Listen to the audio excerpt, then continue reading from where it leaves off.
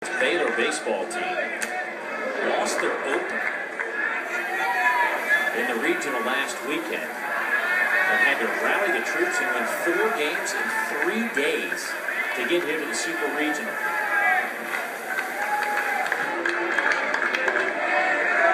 I've been a little concerned for a team that won 18 straight against Big 12 competition, 24 straight during that streak, second longest run in the country. Utah State had the best run. But when you win 18 straight against Big 12 competition, things are going your way. Sometimes you forget how to lose, and I think they started figuring out, we're going to find a way to win a baseball game. And I really like the job that Coach Smith did with this team. You can tell they believe it. Day by day, game by game, pitch by pitch. It's not just something that they say is a motto. They really do believe it. They were really tested when they came in and lost that opening game to Oral Roberts here at home. And then they had to believe in themselves and take it one game at a time.